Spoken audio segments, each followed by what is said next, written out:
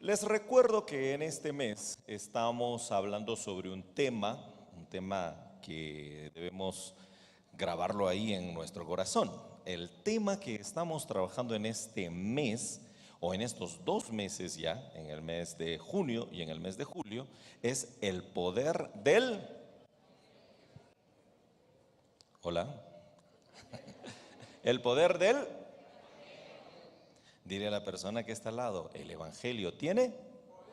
Dígaselo. Necesita recordarlo. El Evangelio tiene poder. Estamos hablando sobre el poder del Evangelio y en estas 2 semanas estamos hablando específicamente sobre el poder del Evangelio para la salvación. Amén.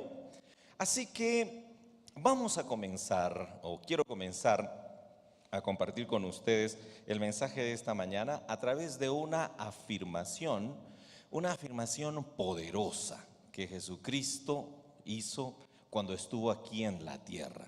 Una afirmación que ojalá podamos nosotros personalizarla, porque es una afirmación que el Señor quiere decirnos de manera personal a cada uno.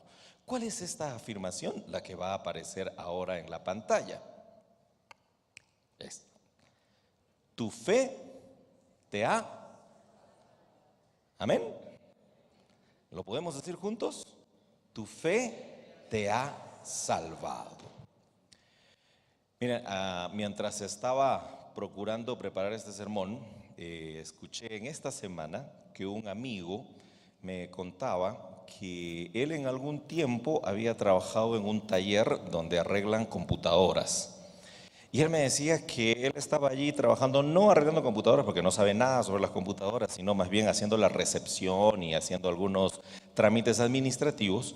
Y él se dio cuenta que en el taller donde arreglan computadoras, los técnicos no suelen, o por lo menos en su taller, no suelen reparar las máquinas basadas en sus propios conocimientos o en su amplia experiencia, sino que los técnicos de ese taller, adivinen, recurrían a los famosos tutoriales de YouTube. Lo que se me vino a la cabeza de manera inmediata es, Señor, que no se dañe nunca mi computador. O sea que los que estaban ahí ni siquiera eran ingenieros o personas o técnicos capacitados, sino que eran algunos jóvenes que habían logrado aprender algunas de las técnicas, o no sé si aprender, o por lo menos lo que hacían es cada vez que encontraban alguna falla, ponían en un tutorial de YouTube y arreglaban las computadoras bajo los mandatos o bajo los órdenes de los tutoriales del YouTube. En la actualidad, muchos de los desafíos cotidianos en realidad los podemos resolver siguiendo tutoriales. ¿Cuántos de ustedes han usado tutoriales? Los de esta sección sí, los de esta sección no. ¿Cuántos han usado tutoriales? Ni para cocinar, ni para hacer un pastelito. Son buenos para hacer unos camaroncitos por allí, ¿no? En la actualidad realmente usamos los tutoriales cuando queremos resolver algunas cuestiones, ¿no? Pero no solamente eso, sino que también utilizamos los tutoriales cuando queremos resolver algunos dilemas complejos, problemas de orden técnico, o incluso, y esto no lo hagan, ¿no? O incluso cuando necesitan hacer una tarea, muchos de los estudiantes, a veces para no leer un libro, lo que hacen es recurren a un video del YouTube que les hace todo el resumen de un libro. Bueno, ahora hay otras máquinas, ¿no? Hay otras formas, perdón, otras tecnologías. La inteligencia artificial, por ejemplo, ¿no? Le pides que te lea un libro en un segundo y te saca ahí todo. Léanlo, es mejor leerlo, ¿no? A veces da ganas de recurrir a eso. Los tutoriales ayudan, sí, para que solucionemos algunas situaciones contingentes. Los tutoriales son buenos, claro, porque permiten un aprendizaje autónomo, un ahorro de tiempo o sobre todo un ahorro de dinero, porque en vez de pagar por un taller para que te enseñen a preparar una deliciosa comida, basta con mirar un tutorial. Pero me pregunto, ¿los tutoriales realmente nos hacen personas más reflexivas? nos hacen personas más creativas, nos hacen personas más afectivas. Me hago otra pregunta mayor. ¿Nos hacen personas más libres? ¿Nos hacen personas más humanas? ¿O más bien nos van robotizando y nos generan una dependencia tal que a veces ya casi no podemos hacer nada sin un tutorial? Y no estoy hablando solamente de los tutoriales del YouTube. Estamos viviendo una época en la que vamos logrando acceder a muchísima información. Además de eso tenemos, como les decía, la inteligencia artificial, los algoritmos que nos resuelven el problema de las búsquedas, las aplicaciones que nos han facilitado la vida. ¿Cuántos han llenado sus celulares de un montón de aplicaciones, ¿no? Para todo, hasta para abrir la puerta de la casa hay aplicaciones, ¿no? Como que nos han solucionado, nos han facilitado la vida, pero también nos van haciendo perder la capacidad de imaginar, la capacidad de inventar, la capacidad de intentar nuestras propias salidas, nuestras propias formas de experimentar una vida que en realidad es infinita, que no está agotada al mandato de un tutorial.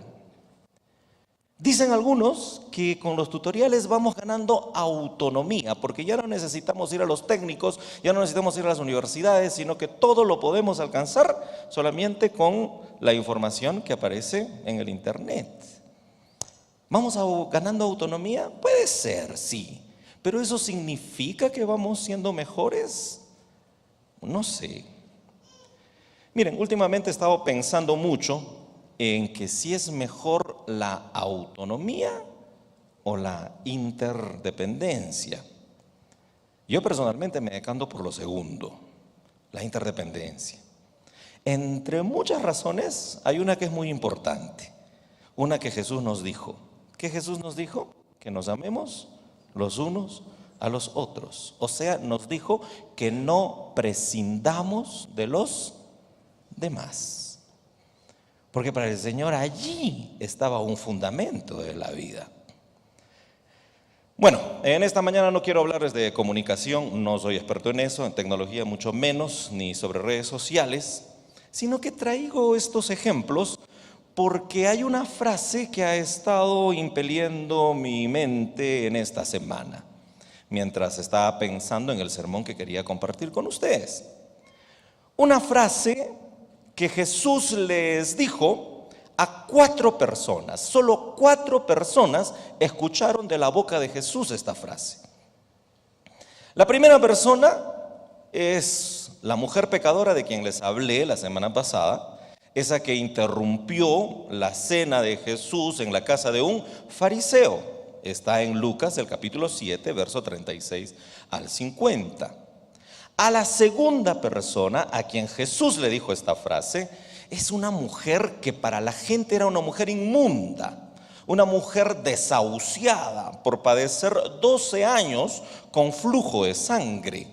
La historia de esta mujer está en Lucas, el capítulo 8, del 40 al 56. A la tercera persona a quien Jesús le dijo esta poderosa frase es un leproso. Un leproso que ni siquiera era nacional, sino que era un extranjero indeseable. Y hago este énfasis porque algunos por ahí se han metido en la mente de que los extranjeros son indeseables. Un extranjero indeseable que se había metido en las tierras galileas y que no vivía solo, sino que vivía con otros 9 que sufrían de la misma inmundicia que él, que sufrían de la misma condición que él. Esto aparece en Lucas, el capítulo 17, del verso 11 al 18. Y a la cuarta persona a quien Jesús le dijo esta poderosa frase es un ciego recontra impertinente, que estaba sentado ahí en la calle y cuando Jesús estaba pasando ahí con un montón de gente que le estaban escuchando sus enseñanzas, él comenzó a gritar de manera desaforada: ¡Hijo de David, ten misericordia de mí! Que los que estaban ahí escuchando el sermón de Jesús tuvieron que decirle: oye, ya cállate. Cállate, espérate que termine el culto para que recién comiences a pedir algún tipo de favor. A este cuarto personaje también Jesús le dijo esta frase. Está en Lucas, el capítulo 18, del versos 35 al 44. Ahora fíjense, Esta frase Jesús le dice a 4 personajes, y estos 4 personajes aparecen en el Evangelio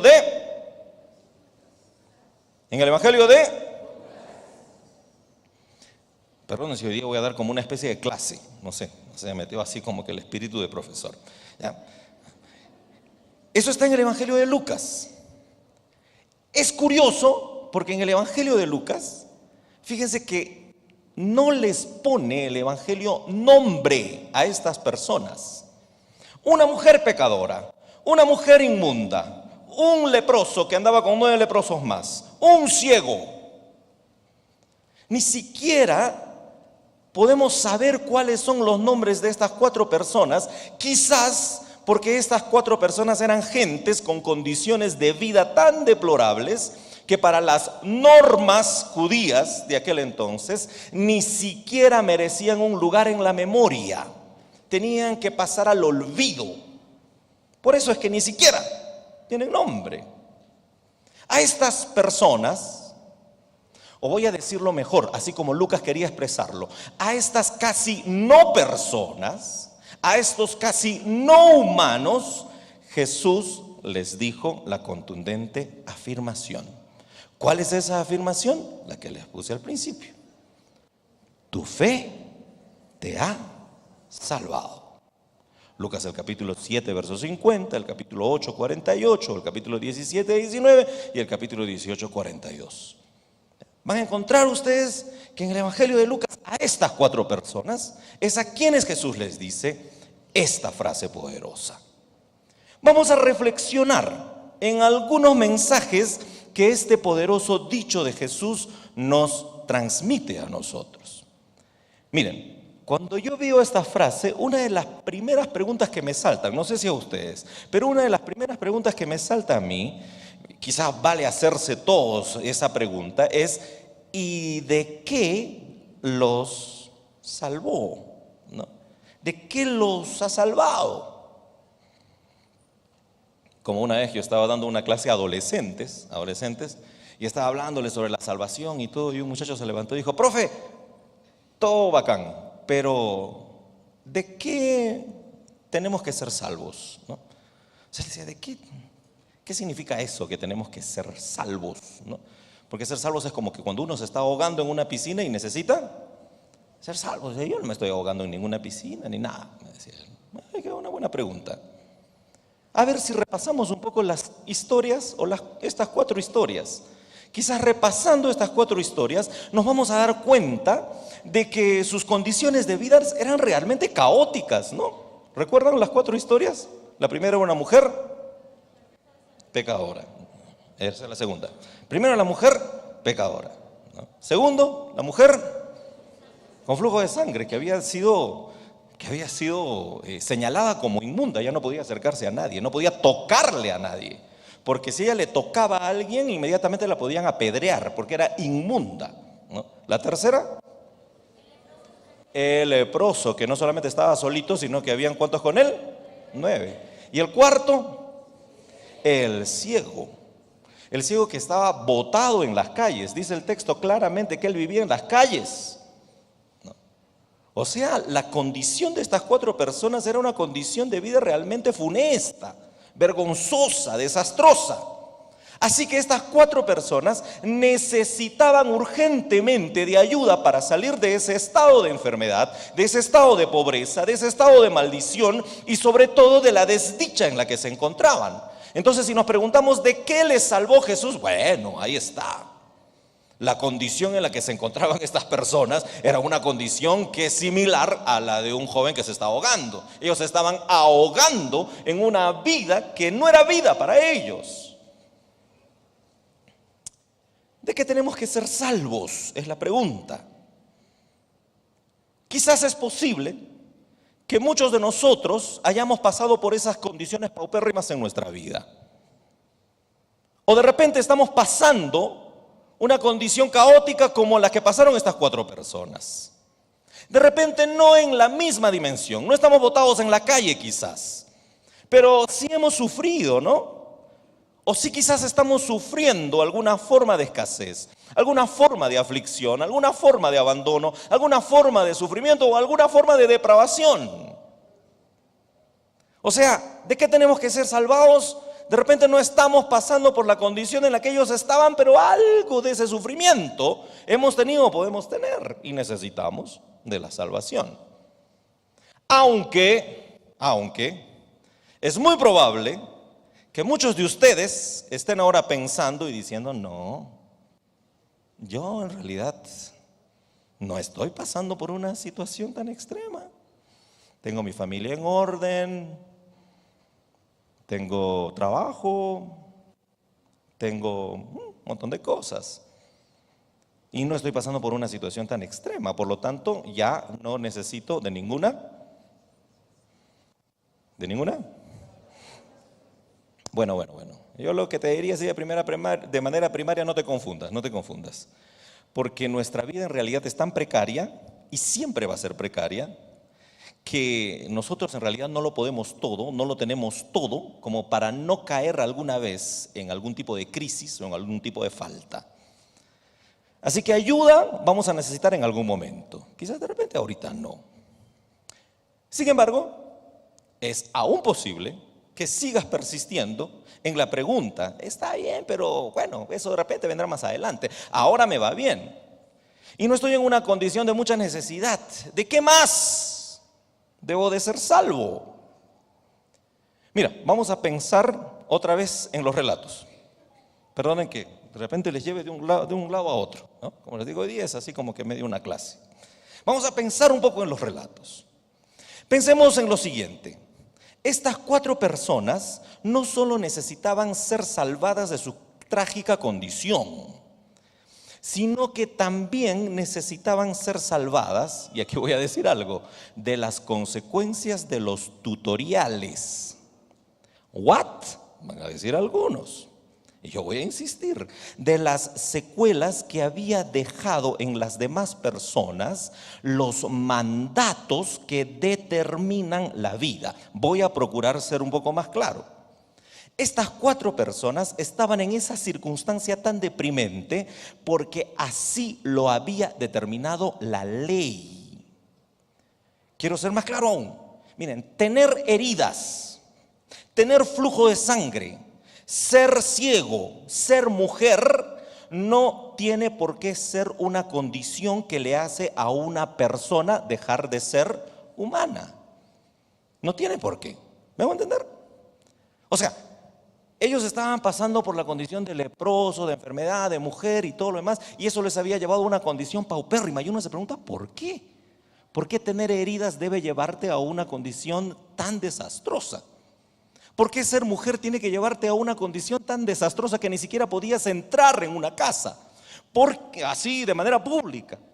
¿Por qué el ser leproso tenía que condicionarte a vivir fuera de la sociedad y que nadie incluso podía hablarte, de tal modo que era mejor que te mueras de hambre o de lo que sea? Ellos llegaron a vivir así porque había un manual que había determinado que los leprosos, que los ciegos, que las mujeres, peor si éstas estaban enfermas, tenían que vivir una condición de caos, de crisis. Había un manual que había determinado eso y que adivinen qué, la gente había creído en esos tutoriales. Porque ese es el problema de los tutoriales. Nunca te preguntan, solamente te ordenan. ¿Me hago entender? Solamente te dicen cómo debes vivir. Y ellos habían aceptado que esa era la forma de vivir y por lo tanto, si el manual decía que nadie tenía que acercarse al leproso, pues nadie lo hacía. Vuelvo a preguntar entonces, ¿quiénes y de qué necesitaban ser salvados? Las mujeres, los pecadores, los leprosos, las enfermas y los ciegos, sí, ellos necesitaban ser salvados de lo que la ley había establecido. Pobrecitos. O sea, no solamente estaban sufriendo por el mal que tenían, sino porque la ley había determinado que ellos no servían. Ojo que hay unos manuales de vida también que nosotros el día de hoy hemos creído, ¿ah? Hay unos manuales de vida que nos hacen a nosotros pensar, por ejemplo, de que somos mejores y mayores que los discapacitados, mejores y mayores que los migrantes, mejores y mayores que los pobres, claro, claro. Mejores y mayores que los que están en situación de calle. Uf, pobrecitos esos, ¿no? Es más, hasta cuando queremos ayudarles, nosotros seguimos el manual, seguimos el tutorial. Vamos a ayudar al pobrecito, ¿no? O sea, tenemos que colocarlo en una situación muy, muy baja para recién ayudarlo. Porque estoy casi seguro de aquí que ustedes no van donde un drogadicto a decir voy a ir para que me ayude. El manual de vida dice que ese es menor que yo. Ellos tenían que ser liberados de su condición, pero tenían que ser liberados también de la ley que los oprimía. Y aquí hay otra cosa que quiero decirles. Pero había otros más que tenían también que salvarse. ¿Saben quiénes también necesitaban salvarse? Necesitaban salvarse no los que vivían la consecuencia de la ley, sino los que le hacían caso a la ley. ¿Me hago entender? No solamente los pobrecitos que estaban sufriendo las consecuencias de lo que la ley les había determinado, sino también necesitaban salvarse los que hacían caso a la ley y miraban a estas personas como personas inmundas. Voy a tratar de explicarme mejor. Cuando alguien cree que por ser hombre le puede pegar a una mujer, ¿quién necesita ser salvado? Bueno, la mujer, claro, para que no le peguen más. Pero también el hombre necesita ser salvado de ese terrible pensamiento que le ha hecho creer que por ser hombre puede actuar así. ¿Me hago entender? Cuando alguien cree que por ser jefe puede explotar a sus trabajadores, ¿quiénes necesitan ser salvados? Los trabajadores explotados, efectivamente, pero también los jefes necesitan ser salvados de esos convencimientos injustos que los hacen actuar de las formas más deshumanizantes. Cuando un muchacho cree que para ser hombre tiene que seducir y engañar a muchas mujeres, ¿quiénes necesitan ser salvados o salvadas? Las mujeres, para que no sigan siendo tratadas como objetos sexuales, pero también los hombres que le han creído a esos falsos manuales de vida que les han dicho que son más machos por someter a muchas mujeres. ¿Me hago entender? ¿Quiénes necesitaban ser salvados? ¿Solamente los leprosos? ¿O también los que los despreciaban? Porque habían comenzado a escuchar muchos tutoriales que no les dejaban pensar de otra manera y que solamente pensaban así como les habían hecho creer. Miren, hermanos y hermanas, hay muchos pensamientos que nos han tomado a nosotros prisioneros y no nos damos cuenta de que nos hacen actuar de las maneras más injustas. Entonces volvemos a preguntarnos, ¿de qué tenemos que ser salvos? No, yo no estoy leproso, no, tampoco estoy enfermo, no, tampoco soy mujer, no, tampoco, en todo caso vivo una vida pecadora, no, yo estoy bien. ¿Será que estás libre ya de todos esos manuales de vida que te hacen creer que eres superior a otro por la situación privilegiada en la que te encuentras? El solo decir yo no necesito salvación es que realmente, urgentemente, lo necesitas. Cuando manipulas a tu pareja para lograr satisfacer tus propios intereses, ¿quién necesita ser salvado? Tu pareja, definitivamente, pero también tú necesitas ser libre de esos deseos egoístas que has creído que son un derecho adquirido y que los echas a andar para someter a tu esposa o a tu esposo. Voy a decir una cosa más, que de repente aquí no pasa. Cuando alguien murmura sin piedad de otro hermano de la iglesia porque ha caído en pecado o porque no es tan cristiano, ¿quién necesita ser salvado? Pues claro, el que está en pecado. Pero también el que sigue ese manual extraño, que en definitiva no es la Biblia, que le hace creer que puede andar mirando la paja en los ojos de todos. Y no solo mirando, sino hundiendo la paja en el ojo del hermano para que le duela más. Juzgando, chismeando y hasta calumniando. ¿Quiénes necesitan ser salvados?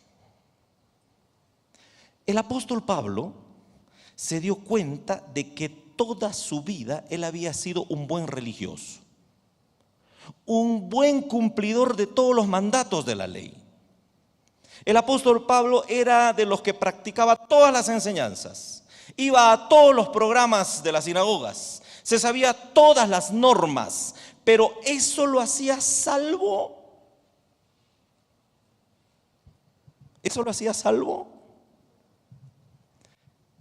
Si pensamos solo un poquito, o sea, pobrecito, no tenía ni siquiera la posibilidad de servir a Dios por su propia intención, sino que servía a Dios porque obedecía una serie de tutoriales.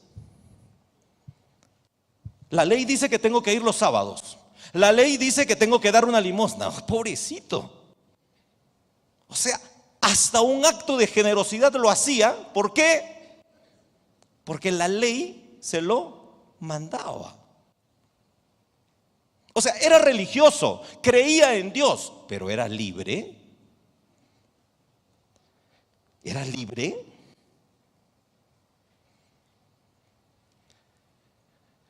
Él actuaba bajo la regla de los tutoriales y eso creo que en todo caso le hacía más prisionero que libre. No me crean a mí, lean Gálatas a partir del capítulo 3 en adelante y él cuenta todo eso sin ningún tipo de pudor. A mí me fue enseñada la ley y la ley lo que hacía es llevarme como que si fuese un niño chiquito y no me dejaba. Dice, y está bien, está bien porque de alguna manera la ley me hizo acercarme a Dios, chévere. Pero Pablo se fue dando cuenta de que la vida en Cristo no es una vida que se vive libremente cuando uno solo tiene que obedecer manuales. La vida en Cristo es una vida libre porque Pablo dice, descubrí otro camino que no es la ley. Descubrí otro camino que no es andar obedeciendo tutoriales. ¿Saben cómo se llama ese camino? ¿Saben cómo se llama ese camino?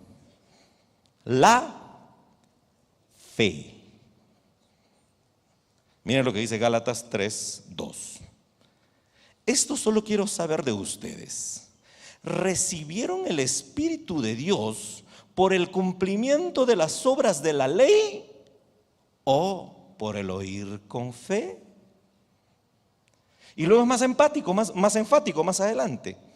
Aquel pues que os suministra el Espíritu y hace maravillas entre vosotros, ¿lo hace porque obedece a los tutoriales o lo hace por fe? ¿De qué necesitamos ser salvados? Quizás necesitamos ser salvados incluso de las cargas que a veces nos pone algo que llamamos religión. Y quiero decírtelo así enfáticamente, si estás hoy aquí porque crees que es un mandato, estás actuando como Pablo antes de conocer realmente a Cristo, como robot. Porque Pablo dice, yo no lo hago. Ahora ya no lo hago por obedecer a la ley. Ahora lo hago porque hay una intención genuina en mi corazón de querer acercarme a Dios, de querer necesitarlo y de querer tener una experiencia yo con Él. Y a eso le llama fe. Hay mucho de lo que tenemos que ser salvados entonces. ¿Necesitamos ser salvados del pecado? Sí. Pero necesitamos ser salvados también del manual que nos ha hecho creer que tenemos que juzgar al pecador. ¿Necesitamos ser salvados de la enfermedad? Sí. Pero también necesitamos ser salvados de todas esas cosas que nos hacen tener una falta de atención al enfermo. ¿Necesitamos ser salvados de la pobreza? Sí, pero también necesitamos ser salvados de esos manuales que nos han hecho olvidar a quienes no tienen. Volviendo a la historia de estos 4 personajes a quien Jesús se dirigió. Quiero que se fijen en estas personas. Otra vez, repasemos. ¿Cuáles son?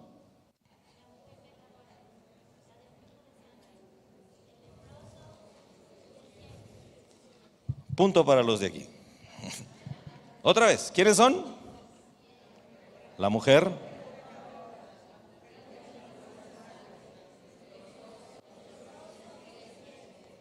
Volvamos a la historia de estas 4 personas.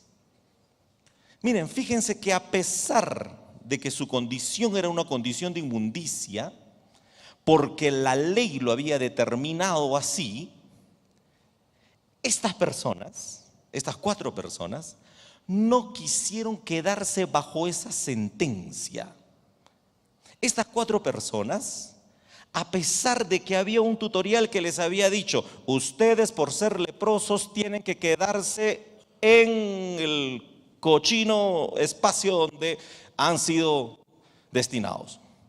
Ustedes por ser ciegos, discapacitados, tienen que quedarse en lo más recóndito de su casa y ni se les ocurra salir. Y si no tienen casa, pena por ustedes.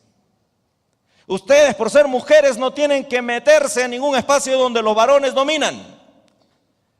A pesar de que el tutorial decía de esa manera, ellos no quisieron quedarse bajo esa sentencia, sino que optaron por hacer algo para derribar el mandato de esos manuales. Se rebelaron contra esos tutoriales. ¿Qué hizo la mujer de Lucas 7? No le importó que la puerta estaba cerrada para ella y seguramente había ahí como una especie de ujier que no le dejaba entrar.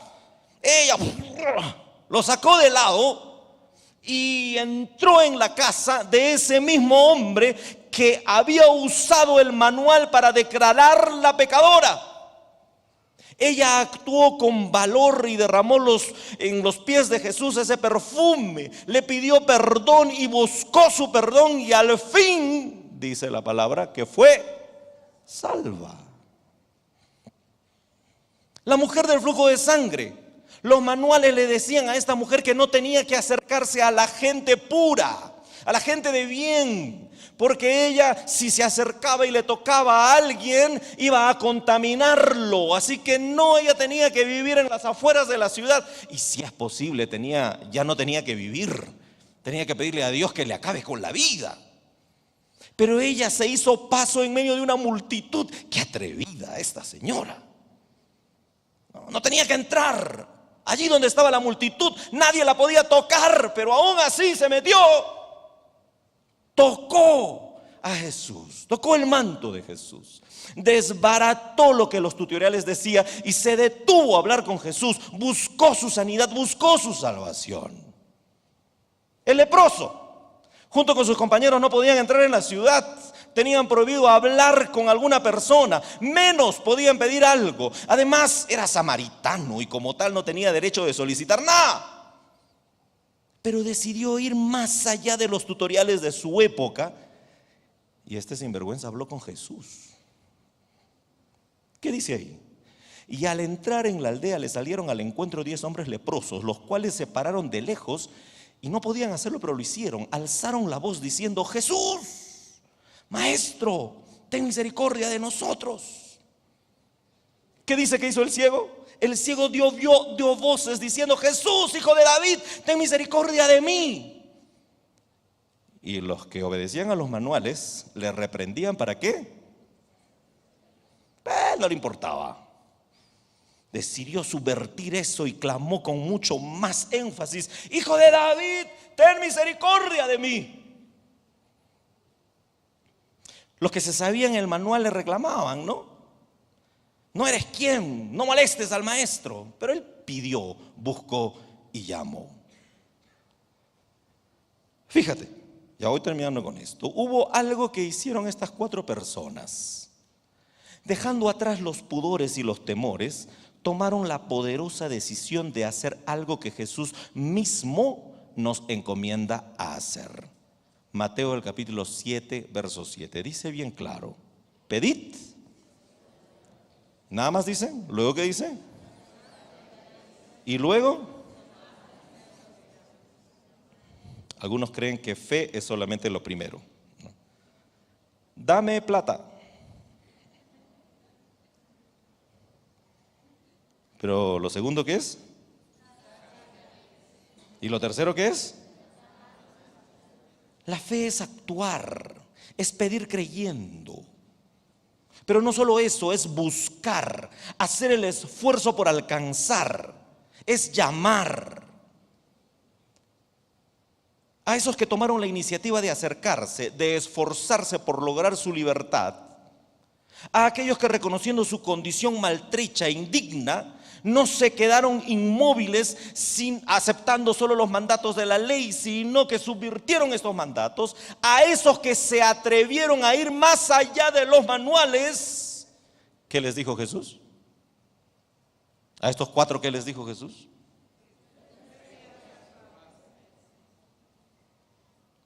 Wow. ¿Qué les dijo? ¿Tu religión te ha salvado? Les dijo: yo, como soy hijo de Dios. Sí, Jesucristo nos salva, pero hay algo que también nos pide: pedir, buscar, llamar, hacer algo para derrotar esos manuales de vida que no nos dejan hacer algo más. Hermano y hermana, para obtener la salvación de Dios tienes que creer, tienes que actuar, tienes que creer y esforzarte, tienes que creer y pedir, tienes que creer y buscar, tienes que creer y llamar. Solo así obtendremos siempre la salvación que Jesús nos ofrece. ¿Amén? Ok, pero no quiero terminar sin un último pero. ¿Y cuál es este gran pero que quiero poner en todo esto? Fíjense que los fariseos, los judíos, los religiosos, los sacerdotes, los que seguían a rajatabla los tutoriales, los que seguían a rajatabla la ley, ¿hicieron algo para cambiar? ¿Pidieron algún tipo de cambio en sus vidas? ¿Buscaron algún tipo de cambio? ¿Llamaron para buscar algún tipo de cambio? Exacto. ¿Y sabes qué? ¿Será por eso que Jesús a ellos nunca les dijo: tu fe te ha salvado? ¿Será que ellos decidieron seguir viviendo bajo el yugo de los tutoriales? Y fueron más bien los pobres los que decidieron salir de eso y recibieron lo que Jesús les dijo. Estos fariseos siguieron bajo los mandatos de aquellos que les hacían creer de que eran mejores humanos, que eran más dignos. ¿Saben lo que les dijo Jesús a ellos? Les dijo: sepulcros blanqueados. ¿Saben lo que les dijo Jesús a ellos? Estaban los fariseos ahí: hoy no, nosotros obedecemos toda la ley, sí, no, los extranjeros son impuros, etc. Jesús se fue donde un extranjero y les dijo: en todo Israel no he encontrado más fe que este. ¿Y saben quién era ese? Era un centurión romano, o sea, no era un judío. Y todos los fariseos: ¿qué pasó? ¿Qué pasó? Nosotros no sabemos toda la ley. Jesús dijo: la ley, los manuales y los tutoriales no necesariamente lo que te salva es ir más allá, moverte, buscar, salir, buscar la libertad. Que tu fe te salve de la situación de apremio, sí, pero por favor, deja que la fe también te salve de esos pensamientos que te hacen actuar injustamente y que no los quieres dejar porque te han dicho que te conviene. No dejes que tu vida quede atrapada en creencias. Si estás siendo muy egoísta, muy vanidoso, muy acusador, muy avaro, muy aparente, muy religioso, muy explotador, muy odioso, muy reclamón, muy tóxico, muy ofensivo, muy violento, recuerda que también hay salvación para ti. Pero lo que tienes que hacer es derribar todos esos pensamientos que te hacen ser eso que he dicho y dejar que tu fe te salve.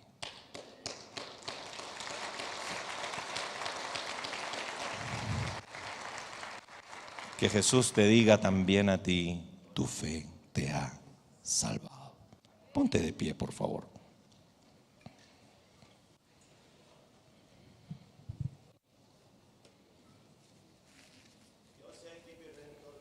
Aleluya, sí, Señor. No estamos obligados